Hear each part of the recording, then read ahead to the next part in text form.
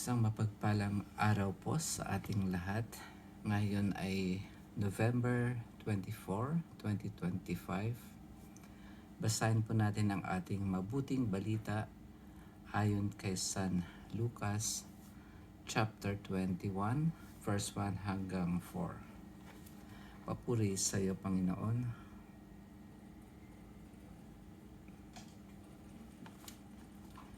Nang tumingin si Jesus, nakita niya ang mayayamang naghuhulog ng kanilang kaloob sa lalagyan nito sa templo. Nakita rin niya ang isang dukhang babaeng balo na naghulog ng 2 kusing. Ang wika ni Jesus, "Sinasabi ko sa inyo, ang dukhang balong iyon ay naghulog ng higit kaysa kanilang lahat, sapagkat bahagi lang ng di na nila kailangan ang kanilang ipinagkaloob, ngunit ibinigay ng balong iyon na dukhang-dukha ang buo niyang ikabubuhay." Ito ang mabuting balita ng ating Panginoon. Pinupuri ka namin, Panginoong Hesukristo.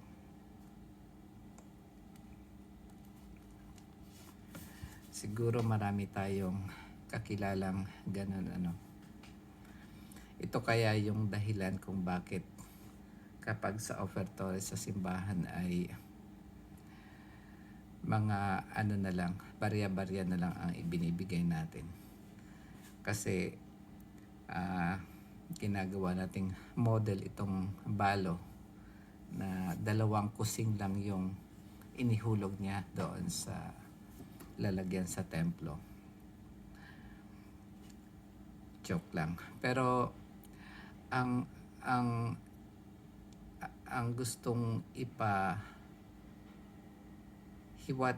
o ang mensahe ng ating Panginoon dito ay hindi yung kung gaano kalaki ang iyong ibinibigay, yung halaga ng pera o yung handog mo ang tinitingnan ng Panginoon, kundi yung kung gaano kalaki ang ating puso na yung taos-puso nating pagbibigay ng ating handog sa Diyos o sa Panginoon. Dito di naman siguro sinasabi na masama yung mga mayayaman na yun na nagbigay ng mga bahagi lamang ng hindi nila kailangan.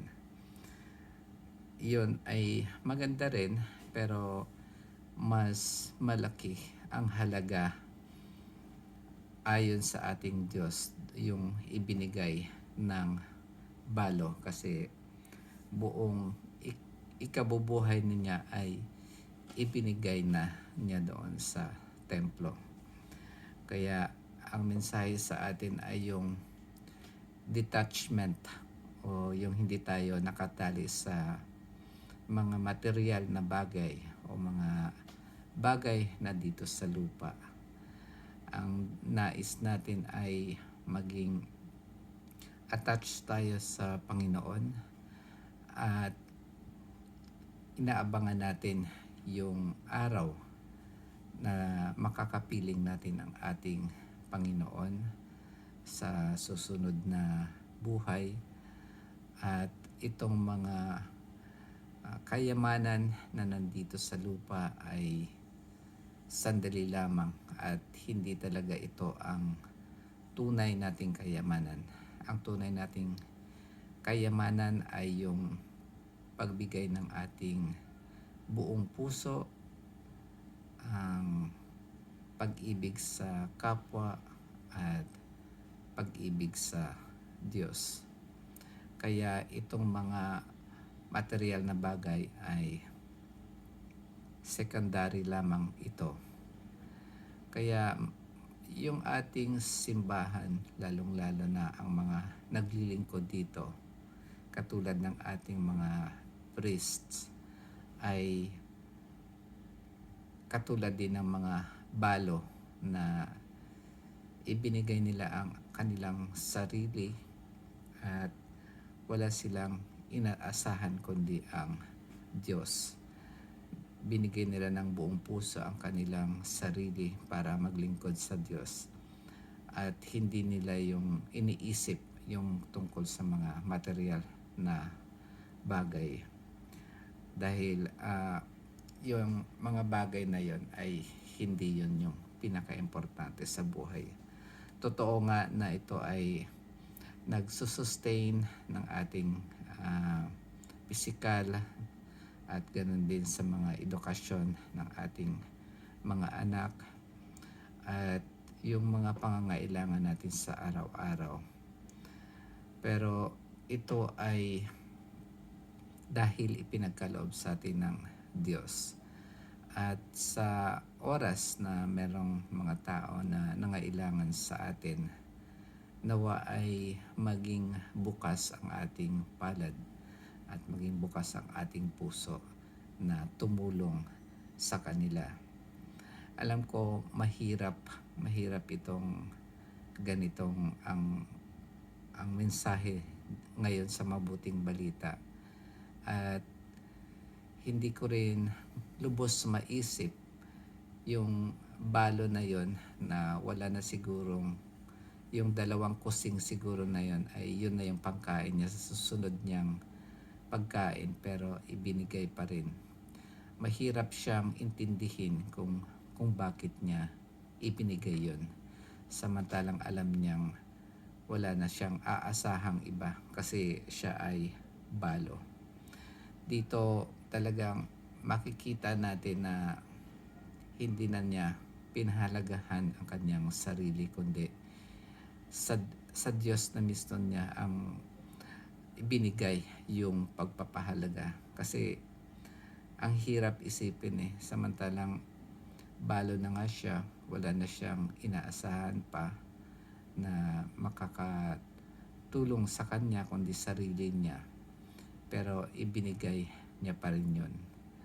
Kaya hindi natin alam kung anong nangyari pagkatapos na ibinigay niya yun. Pero ang alam natin ay ang mga ganong tao ay hindi pababayaan ng ating Diyos. Kung hindi man directly na magbigay ang Diyos, magpapadala siya ng mga mabubuting tao para alagaan yung ganong mga tao katulad ng balo. Kasi ganon talaga ang ano natin dito sa mundo. Hindi lahat ay binigyan ng kayamanan, hindi lahat binigyan ng talento, hindi lahat ay binigyan ng kung ano-ano pa man.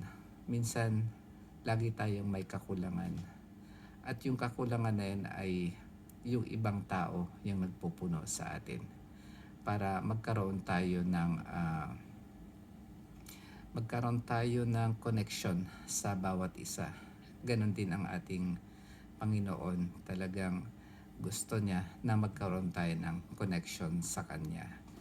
Kaya ginawa niya yung ating puso na hindi talaga totally mapapasaya ng mga kasiyahan sa mundo. Ito, ang ating puso ay ginawa niya para sa Kanya, para magkaroon tayo ng connection sa Kanya. Yun lamang po mga kapatid, nawa ay mayroon kayong napulot sa aking ibinahagi sa araw na ito. Kita po tayo ulit bukas. Pagpalain po tayo ng Panginoon. Amen.